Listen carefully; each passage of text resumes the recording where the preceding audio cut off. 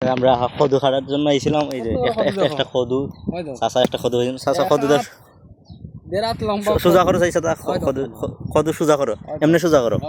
এই যে দেখো চাচারও মানে যেমন বোঝা যায় ইত্যাসের কদু, কত বড় কদু। আমরা কদুর গাছটা দেখাই, এই যে কদু, এটা আমরা কদু, আমরা এটা খাড়ি।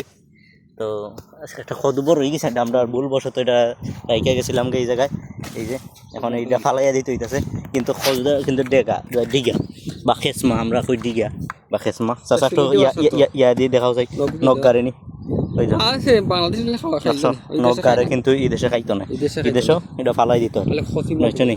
এটা খাই যায়, এটা ফালাই দিলে পাত দিস কই গেছি এটা ফালাস। আর এটা আরেকটা আছে, আরেকটা কদু আছে দেখাই গাছের মধ্যে। এটা চাষা এখন ফারতান, এটা বুঝি বিষ রাখি লিতে, তো বিষের কোনো অভাব নাই, তারপরে ওটা রাখিয়া দিছে আর এমনি। এই যে কত বড় কদু রয়েছে। ওকে, সবাই আমাদের জন্য দোয়া করবেন।